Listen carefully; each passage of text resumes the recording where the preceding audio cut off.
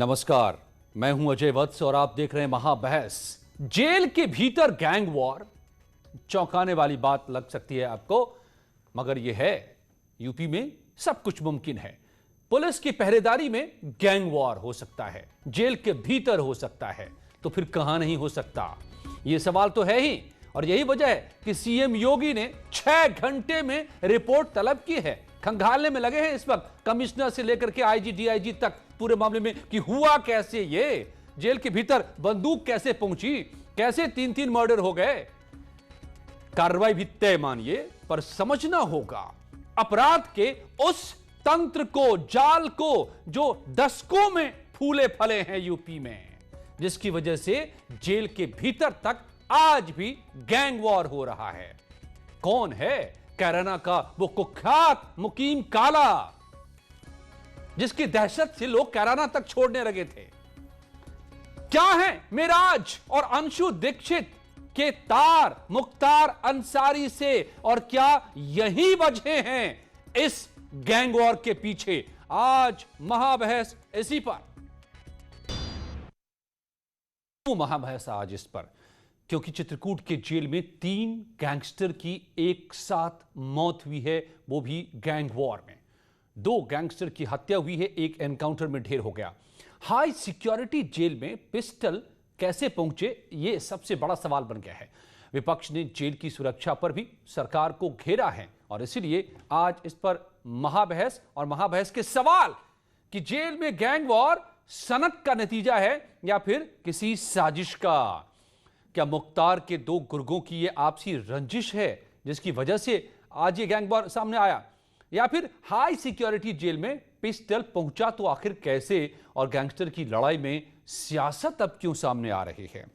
आइए इन्हीं सवालों को समझते हैं, और समझते हैं इन इन इन तीनों के बारे में भी। ये कौन रहे हैं, क्या करते रहे हैं, टीवी पर सारी डिटेल आती रहेगी, आप उनको देखिएगा। मगर मेरे सामने तो मेहमान हैं, मैं सवाल उनसे लूंगा। हरीश श्रीवास्तव हैं, बीजेपी के प्रवक्ता। अतुल सक्सेना रिटायर्ड आईपीएस हैं। प्रोफेसर धर्मेंद्र यादव हैं, एसपी के समर्थक। मान सिंह चौहान रिटायर्ड पुलिस अधिकारी। प्रियंका गुप्ता कांग्रेस प्रवक्ता। स्वागत है आप सभी का। सबसे पहले मैं हमारे संवाददाता ऋषभ मणि के साथ रुक करूंगा, उनसे अपडेट। ऋषभ, इस पूरे में मुझे आप बहुत संक्षेप में ये बताइए कि ये 3 कौन लोग रहे हैं, इनको लोग कैसे जानते हैं, और आज जो घटना सामने आई वो अचानक कैसे हो गई?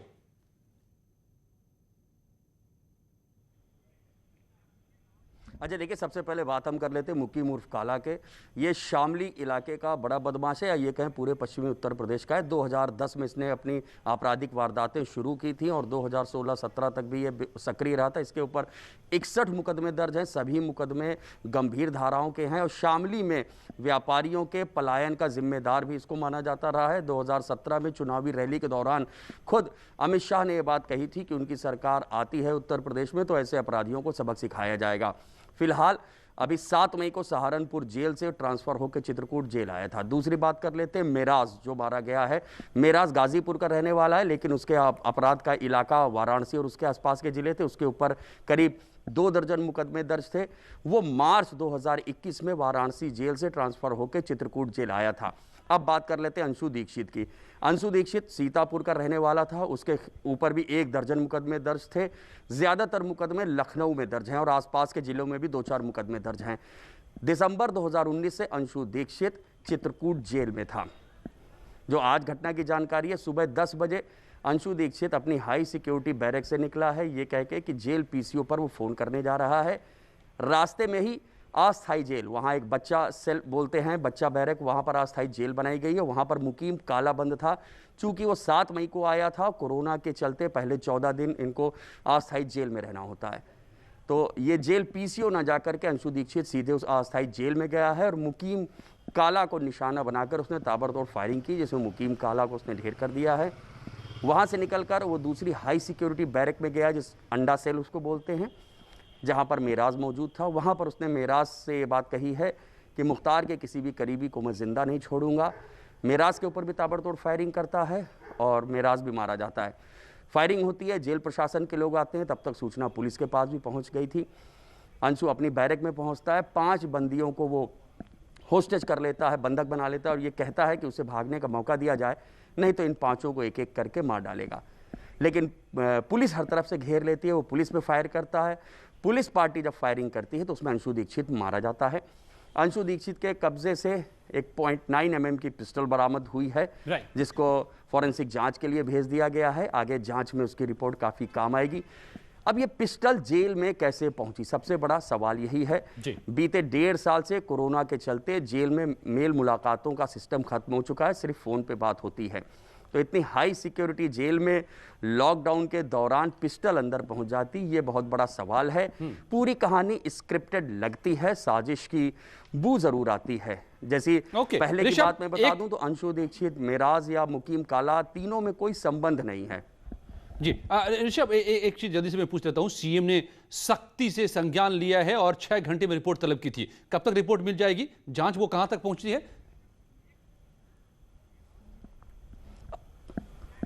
अजय, देखिए, एक कमेटी बना दी गई, वो कमेटी जांच कर रही है और बिल्कुल आखिरी स्टेज में है। आधे घंटे के अंदर भी जांच रिपोर्ट आ सकती है और ये मान के चलिए jail superintendent, jailer, jail warder और कई लोगों का सस्पेंशन बिल्कुल तय है। हालांकि ये मुन्ना बजरंगी जब बागपत जेल में मारा गया था तब भी ये हुआ था। बावजूद इसके इतनी बड़ी घटना हो जाती है तो जेल की सुरक्षा के ऊपर ये सवालिया निशान जरूर लगाती है। अजय, थैंक यू, धन्यवाद आपका इन पूरी जानकारी के लिए। अब मैं रुक करता हूं मेहमानों का। जल्दी से हमें बता दीजिए, मान सिंह चौहान साहब रिटायर्ड पुलिस अधिकारी हैं मेरे साथ, और पूर्व आईपीएस ऑफिसर अतुल सक्सेना साहब हैं। अतुल जी, क्या आप हमें समझा पाएंगे कि आपको लगता है कि हाउ इट इज फिजिबल एक जेल में, हाई सिक्योरिटी एरिया में, अंडा सेल में, और एक कैदी अपने से निकलता है और सबको मार करके वापस अपने में चला जाता है बैरक में, और 5 को साथ में ले भी जाता है होस्टेज बना करके? How is possible? जेल के भीतर ये कैसे मुमकिन है?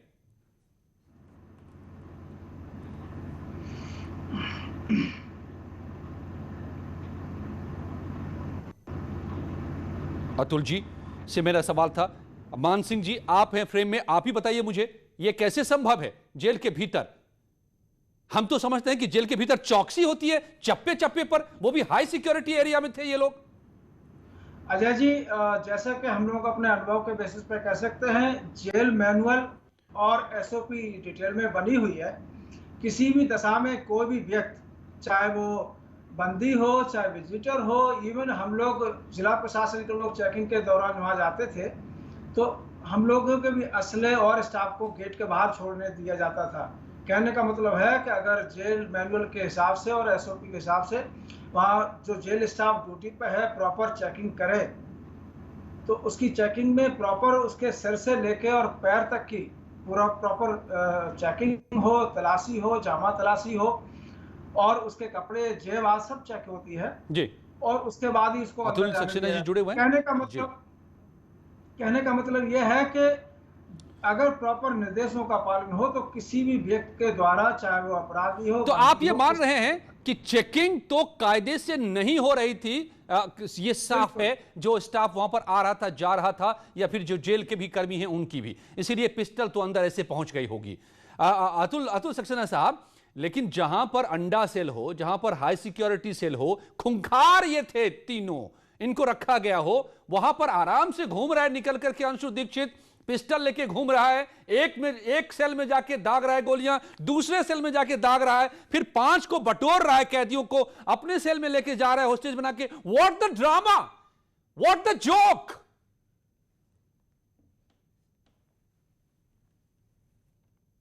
क्या है कि जेल के अंदर जो है अभी भी जो कि चित्रकूट जेल, गौतम बुद्ध नगर, आजमगढ़, लखनऊ की। You are not audible, sir. I'm sorry. I can't get your voice. आपकी आवाज हम तक नहीं पहुंच पा रही है। मैं दोबारा आपके पास लौटूंगा। ये बड़ा अहम सवाल है और इसी के आधार पर तय होगा कि जेल के भीतर क्या चल रहा था। मगर प्रोफेसर धर्मेंद्र यादव साहब, मैं आपसे समझना चाहता हूं। मान सिंह जी, मैं आऊंगा दोबारा आपके पास। धर्मेंद्र यादव जी, आपको समझना चाहता हूं, जो हुआ है जेल में वो गलत हुआ है, इसकी जिम्मेदारी भी तय हो रही है और कार्रवाई होगी। ये भी हमारे संवाददाता अभी रिपोर्ट कर रहे थे हमें। बट कौन थे ये लोग? इसकी जड़ें कहां पर हैं? ये मुकीम काला कौन है? कैराना का कातिल? ये अंशु दीक्षित कौन रहा है, ये मिराज कौन रहा है, मुख्तार से कैसे तार जुड़ रहे हैं, ये तो मुझे दिखाई दे रहा है 3 दशक 30 साल का जो की फसल है उसकी ये कटाई है। ये 30 साल की फसल की जो बात कर रहे हैं आप, पहले 4 साल जो भारतीय जनता पार्टी की सरकार रही है, एक जेल में इतने बड़ा कांड, मुन्ना बजरंगी कांड हो चाहे ये वाला कांड हो, ऐसा कभी किसी सरकार में हुआ नहीं। ठीक है, अब अपनी नाकामी को छुपाने के लिए वो कुछ भी कर ले। 4 साल तक अगर सरकार कुछ करती कानून व्यवस्था के नाम पर, पकड़ तो के आज जा रहा उसे नहीं कहना जेल पड़ता हम में। 6 घंटे के अंदर रिपोर्ट तरफ कर रहे हैं। तो जेल में तो तभी तो पकड़ के नहीं, जा रहा असलाह था। भिजवा देना चाहिए। 4 साल पहले तो घूम रहे थे ये। तो असलाह कौन भिजवा दिया? तो असलाह किसने भिजवा दिया? इसी की तो आप मुझे पड़ताल हो रही है। बताइए, अगर जेल अधीक्षक पड़ताल होने की क्या जरूरत है? वो तो असलाह गया ना अंदर, अब इसमें पड़ताल क्या है? असलाह गया जो सरकार है, सरकार की जिम्मेदारी है, चाहे वो जेल अधीक्षक की जिम्मेदारी हो, चाहे डीआईजी की हो, चाहे आईजी की हो, चाहे आपके जेल मंत्री हो, चाहे आपके मुख्यमंत्री हो। इतना बड़ा वारदात अजय जी, बिना मुख्यमंत्री और जेल मंत्री ग्राउंड जेल की लेवल से निगरानी में लेकर तो के नहीं उतर हाई जाएंगे ना लेवल साहब, तक। जेल के भीतर थोड़े नहीं चले जाएंगे धर्मेंद्र जी। अब ऐसे करेंगे तब तो कैसे जेल होगा? मंत्री काम क्या है फिर? थोड़ा सा हम लोग तो फिर जेल समझने मंत्री की काम कोशिश क्या है, करें। मुझे बताइए। Let's understand. नहीं, तो ये फिर मान रहा जेल- हूं कि जेल के भीतर जो हुआ है ना वो फिल्मों से भी ज्यादा फिल्मी है। भाई I understand. जेल मंत्री जिम्मेदारी It's more नहीं than लेंगे, filmy. जेल अधीक्षक जिम्मेदारी नहीं लेंगे, डीआईजी नहीं लेंगे, आईजी नहीं लेंगे। आप सोचिए कि उसने 2 बैरक में जाके गोली मारी, उसके बाद आप बार बार कह रहे हाई सिक्योरिटी बैरक है। अब हाई सिक्योरिटी बैरक में भी कुछ नहीं कर पा रहे लोग, तो उस समय क्या कर रहे थे, मुझे बताइए आप। चलिए ठीक है, ठीक है। तो फिल्मी नहीं- आपके पास आज ये सवाल है और सवाल ये जायज है और यही सवाल मैं भी उठा रहा हूं, लेकिन सवाल मैं पड़ताल इसकी भी करना चाहता हूं कि ये फसल कौन सी है जो निकाले। अतुल जी, आप फिर से जुड़ गए हैं क्या? जेल के भीतर कौन सी फिल्म चल रही थी? किस फिल्म की शूटिंग चल रही थी? असल में तो जेल के भीतर ये अकल्पनीय लगता है। जी देखिए इसमें सबसे बड़ी जो कमी है, मैं समझ उनके द्वारा जो फ्रिज की जा रही है, और इसके लिए जो मैं कह रहा हूं जेल के अंदर किस तरह की मॉनिटरिंग जरूर होना चाहिए कि किस तरह सिक्योरिटी सिस्टम चेक किया जा रहा है, उसकी राउंड द क्लॉक उसकी मॉनिटरिंग जरूर होनी चाहिए। और देखिए ये गैंग वार वाली जो बात है, ये अभी की नहीं है, ये पिछले 50 साल से कई गैंग है जिन्होंने जेल से ऑपरेट किया है, जेल से एक्सटॉर्शन किया है, और ये हर साल हर बार यही क्वेश्चन आता है। और इस बार जो निर्णय लिया गया था 7 अप्रैल 2021 को, लेकिन उसको इम्प्लीमेंट नहीं किया गया। अगर इम्प्लीमेंट किया गया होता तो क्या निर्णय था? हेलो जी, निर्णय क्या था 7 अप्रैल का सर? 2021 को ये निर्णय लिया गया था, लखनऊ, गौतम बुद्ध नगर, आजमगढ़, चित्रकूट और बरेली की सेंट्रल जेल, इनको हाई प्रोफाइल सिक्योरिटी दी जाएगी। और इतनी सेंसिटिव जेल होने के बावजूद वहां पर उसको इम्प्लीमेंट नहीं किया गया, जिसकी वजह से ये कमी हुई। Okay okay. दूसरी चीज सबसे बड़ी कमी है इंटेलिजेंस की। इनके पास कोई इंटेलिजेंस इनपुट नहीं रहता है कि कोई क्रिमिनल क्यों जेल के अंदर आया है, इनके बीच में क्या राइवलरी है, इनके पीछे क्या माइंडसेट लगा हुआ है, दूसरे जो क्रिमिनल्स हैं इनके प्रोफाइल्स क्या है, इनके अपोजिट पार्टी कौन कौन सी जेल के अंदर है। और ये निश्चित रूप से जेल के स्टाफ की बिना मिली भगत के जेल के अंदर पिस्टल नहीं पहुंच सकती। बिल्कुल। और अब तो मेल मुलाकात भी नहीं हो रहे कि उसमें भी थोड़ी सी गुंजाइश रहती है चूक की। यहां तो चूक की गुंजाइश लग नहीं रही है, यहां तो बात साफ नजर आ रही है। प्रियंका गुप्ता, आप आपका क्या आरोप है? आप पहले लगाइए, फिर मैं जाऊंगा सत्ताधारी पार्टी के पास। देखिए, मैं सिर्फ इतना कहना चाह रही हूँ, बाहर चाहे आपको मेडिसिन मिले ना मिले, ऑक्सीजन मिले ना मिले अस्पताल में और बाहर जेल के, लेकिन जेल के अंदर आप देखिए किस तरह से आपको हथियार मिल जाते हैं। जो कानून व्यवस्था है, मैं उस पर पूरी तरह से आरोप लगाती हूँ कि सरकार पूरी तरह से लापरवाह और निर्लज हो चुकी है। आप देखिए कि किस तरह से जो है एक हथियार जेल में पास हो जाता है, जबकि वहां पर इतनी चाक, बिल्कुल एक तरह से कहना चाहिए हर चीज जगह सीसीटीवी कैमरे होते हैं, फिर भी लोगों को हथियार मिल जाता है। अपराध को फलने फूलने देना ये सरकार की जिम्मेदारी बनती है कि उसको रोका जाए, पर सरकार का जो काम है वो अभी क्या कर रही है? अभी वो ये सिर्फ काम कर रही है कि कोरोना महामारी के टाइम में जो लोग जनता की मदद कर रहे हैं उनको वो पूछ पूछ के उनको परेशान करके, आप चाहे तो देख लीजिए कांग्रेस के जो युवा अध्यक्ष हैं उनका जो है उनको पुलिस पूछताछ करने में लगी हुई है। तो मैं समझती हूँ कि अपनी एनर्जी को एक गलत जगह वेस्ट करने में लगे हुए हैं। इन्हें इस समय अपने प्रदेश को संभालने की जरूरत है। जो प्रदेश में आप देखिए जिस तरह से महामारी के दौरान अस्पतालों में मेडिसिन नहीं है, ऑक्सीजन नहीं है। जी बिल्कुल। उस मसले पर तो हम हर रोज बात कर रहे हैं। आज एक अजीब सा वाकया सामने है, इसलिए हमें इस पर बात करनी पड़ रही है।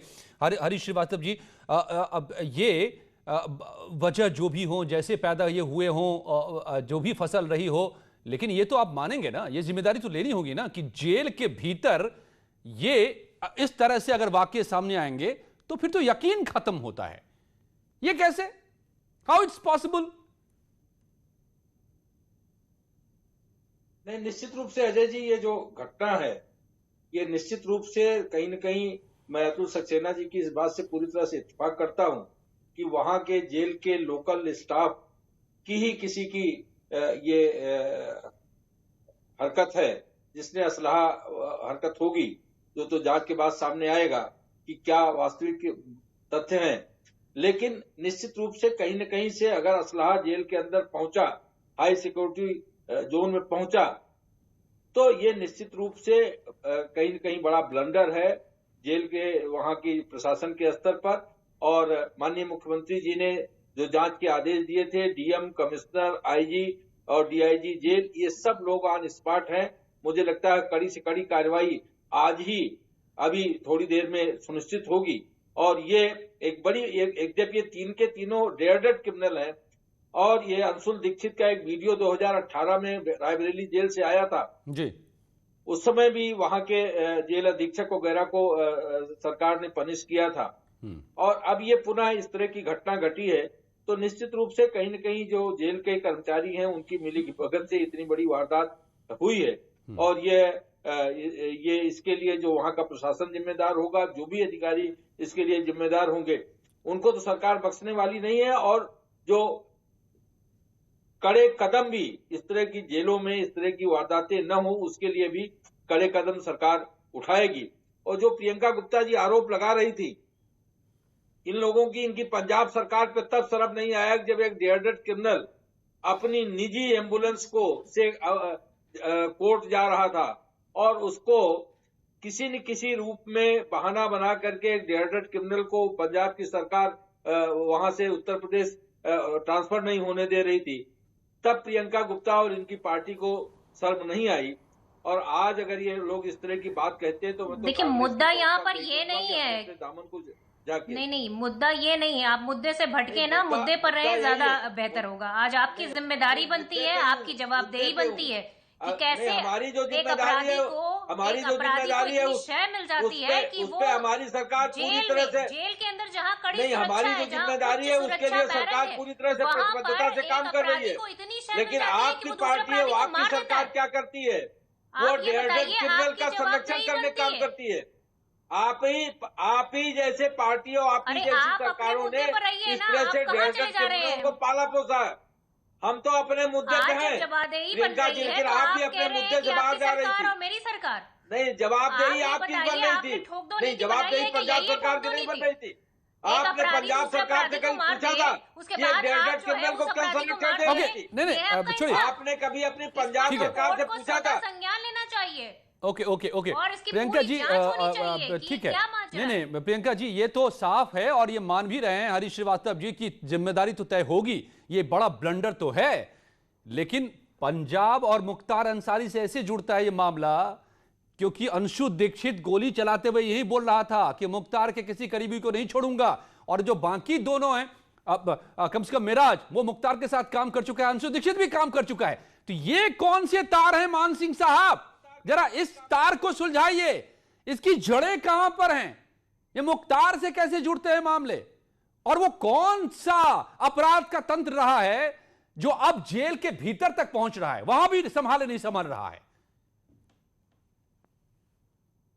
करना चाहूंगा जो आप बता रहे हैं कि जेल स्टाफ की 100% कनामिस कहिए, लापरवाही कहिए या मिलीभगत कहिए, उसके साथ साथ ये देखिए कि अंशु दीक्षित के पास सारी सूचना थी कि मुकीम कहाँ पर रह रहा है, मिराज कहाँ पर रह रहा है, उसके पिस्टल आई, कैसे करना है, पूरी प्लानिंग करी, रैकी करी, सारी चीजें उसने करी। लेकिन हमारा जेल प्रशासन को कुछ पता नहीं चला। रही बात आज यहाँ तक कि मुख्तार अंसारी और उसके अपोजिशन में लोग भी हैं, इसके अपोनेंट्स भी हैं, तो ये गैंगवार चल रहा है जिसमें हमारे लोग जेल के अंदर इस तरह का हादसा हुआ है। ये बहुत ही शर्मनाक है और इसमें जेल प्रशासन का टोटल फेल्योर कहा जाएगा। अतुल जी, अगर मैं आपको सुन पाऊं, आपको अगर नेटवर्क आ पा रहा हो, एक दौर में मुंबई जब पूरी तरह से डूब चुका था, अंडरवर्ल्ड में सिसक रहा था, तो पुलिस ने जो तरीका अपनाया था कि उनको आपस में लड़ाने का और उन्हीं के हथियार से उन्हीं को का खात्मा किया। ये हमने फिल्मों में भी देखा है और जानते भी हैं, आप तो बहुत अच्छे से जान रहे होंगे। क्या वो चल रहा है क्या यूपी में? क्या चल रहा है? मैं आपको ये बताना चाह रहा हूँ, ये जो घटना है ये ऐसा नहीं कि इसी गवर्नमेंट में हुई हो या इससे पहले नहीं हुई है। पिछले 50 साल का अगर आप जेल का रिकॉर्ड देखें तो जेल से किडनैपिंग होती थी, जेल से रैंसम दिया जाता रहा है, जेल के अंदर इस तरह कार्रवाई होती रही और इसके लिए हर बार घटना के बाद इसका रिव्यू होता है। मेरा मकसद कहने का ये है कि जो बेसिक इंफ्रास्ट्रक्चर है जेल का, इसको सही करने की आवश्यकता है और इसके लिए अभी 7 अप्रैल को गवर्नमेंट ऑफ उत्तर प्रदेश ने एक निर्णय लिया था। इसमें 5 जेल थी, 5 जेल में चित्रकूट जेल भी था जिसको हाई प्रोफाइल सिक्योरिटी में रखा जाना था। अब दुर्भाग्य यह है कि जो डिस्ट्रिक्ट जेल्स हैं इनकी मॉनिटरिंग के लिए कोई भी सिस्टम जोनल लेवल पे या मंडल स्तर पर नहीं। इनकी जो सिक्योरिटी के जो भी गैजेट्स लगाए गए, राइट सर, बॉडी स्कैनर हो चाहे बगैर स्कैनर, वो उनकी मॉनिटरिंग अगर जोनल लेवल पे या मॉनिटरिंग हो तो ये मालूम पड़ जाएगा कि कहाँ पर कमियां हो रही है, कहाँ पर इन्वॉल्वमेंट हो रहा है। दूसरी चीज, इंटेलिजेंस की बहुत बड़ी कमी है। अपराधी जेल के अंदर गैंगवार की स्थिति पैदा हो रही है, इसकी जानकारी अपराधी के प्रोफाइल से मालूम पड़ जाता है। कौन कौन से राइवल ग्रुप चल रहे हैं, कौन सा अपराधी अभी इस गैंग से जुड़ा हुआ था, बाद में इसका ही दुश्मन हो गया। ये सारी जानकारी जेल सुप्रीडेंट के पास ना होती है ना उनको दी जाती, और जब ये उनके पास जानकारी हो तो वो उसको अलग अलग कर सकें। इसीलिए तो मैंने पूछा अतुल जी, ये तो आप न मानेंगे न मैं मानूंगा, न यकीन करेंगे आपकी ये जानकारियां नहीं होंगी। ये सब तो एबीसी है आप लोगों के लिए, पुलिस महकमे के लिए, पुलिस की पूरी प्रणाली के लिए। जो आप बातें कह रहे हैं बेसिक्स हैं, ये तो इतनी जानकारी तो होगी कि कौन आ रहा है, वो उसका इतिहास क्या है हमें पता है, गूगल पर सारी जानकारी मौजूद है। तो जेलर साहब को क्यों नहीं पता होगा? सवाल यह कि फिर भी ऐसा हुआ ना, दैट इज द क्वेश्चन। और इसी से मुझे मुंबई की याद आ रही है, फिल्मों की याद आ रही है। सर, जितने हाई प्रोफाइल क्रिमिनल्स थे वहां पर, राइट, तो सिक्योरिटी सिस्टम को चेक करने की मॉनिटरिंग सिस्टम होना चाहिए। राइट। अब ये कहीं ना कहीं या तो डिस्ट्रिक्ट लेवल के पर कमी हुई है या जेल सुप्रीडेंट की लेवल पे कमी हुई है, या जो उस समय मॉनिटरिंग कर रहा था पूरे सिस्टम को जी, उसकी कमी है या उसका इन्वॉल्वमेंट। जी जी। तो मेरा मकसद कहने का है, जेल के अंदर पिस्टल जैसा वेपन मोबाइल तक को तो नहीं आने देते हैं। ठीक है, धर्मेंद्र यादव जी से मैं एक सवाल करना चाहता हूँ। मतलब निश्चित रूप से वहाँ कहीं ना कहीं इन्वॉल्वमेंट होगा, इन्वॉल्वमेंट होगा, इन्वॉल्वमेंट के चलिए ये तय हो रहा है। धर्मेंद्र यादव जी, कैराना में ना, शामली में एक जगह कैराना है, वहीं जन्मा था मुकीम काला। पता होगा आपको, तो शायद आप तो जुड़े हुए हैं, प्रोफेसर भी हैं, राजनीति से भी जुड़े हुए हैं, वहां पर क्या क्या होता रहा था। और वहीं पर बड़ा थाना भी लगता था, जहां थाने में कोई मामला आता था तो बड़े थाने में जाता था, जो आपके ही विधायक हैं। और उन्हीं सबसे जुड़े थे तार मुकीम साहब के भी। मैं गया था कवर करने के लिए, जब बड़ी कहानी बनी थी कि लोगों को पलायन करना पड़ रहा है, तो लोगों ने मुझे बताई थी ये सारी बातें। तो जो बबूल बोया था उसको काटना तो पड़ेगा ना कभी। नहीं, काटने के लिए कोई मना कर रहा है, शासन प्रशासन जो काम कर रहा है। अजय जी, ये अपराधी माफिया और शासन प्रशासन का गठजोड़ का सबसे आइडियल एग्जाम्पल होगा। अगर इसको आप देखेंगे कि पूरे जेल प्रशासन को किसी को नहीं पता। अभी आप ये कह रहे थे कि जब वो गोली चला रहा था तो मुख्तार अंसारी का नाम ले रहा था। आप मुझे बताइए कि मुख्तार अंसारी का नाम सुन कौन रहा था उस समय? माफ कीजिएगा, सॉरी, उसमें सुन कौन रहा था? मैं बीच में रोक रहा हूं, दोनों में थोड़ी सी एक लाइन है जो आपने कहा, शासन प्रशासन पुलिस का गठजोड़ का एक बारीक लाइन है। तब भी यह गठजोड़ था जिसका मैंने जिक्र किया, कैराना से शामली तक में और लखनऊ तक में। तब फल फूल ये रहे थे, अब मारे जा रहे हैं। फर्क ये है, अब जेल में मारे जा रहे हैं बेशक, लेकिन मारे जा रहे हैं, तब फल फूल रहे थे। That's the difference. नहीं, जेल में कौन मार रहा है? नहीं, आज की घटना की बात आप करें या इससे पहले भी कई घटनाएं सामने आ चुकी किसने हैं। मारा? पुलिस ने मार दिया। गलत है ये गैर कानूनी है, ये अपराध है, मैं मानता हूं, लेकिन फर्क एक है कि तब ये फल फूल रहे थे, कानून अब देखिए, सरकार काम तमाम हो रहा है। सरकार की जिम्मेदारी है कानून व्यवस्था को हाथ में नहीं लेकर काम करना, लेकिन जो वर्तमान सरकार है, बहुत सारे केस ऐसे आ गए जिनमें कानून व्यवस्था के लिए कुछ है ही नहीं। इनको जो अच्छा लगता है वो करते हैं। जैसे आपने बताया कि वो 5 कैदियों को लेकर के दूसरे बैरक से और एक घेरा बना लिया और बोला कि मुझे भागने तो नहीं, मैं गोली चला दूंगा। अब आप मुझे बताओ कि प्रशासन, जो जेल प्रशासन था, जेल प्रशासन के लोगों ने गोली चलाई, वो मर गया, उसने किसी को गोली नहीं चलाई, एक भी गोली नहीं लगा किसी को। तो ये सब चीजें क्या हैं कि ये मिली भगत हैं, एक नैरेटिव है।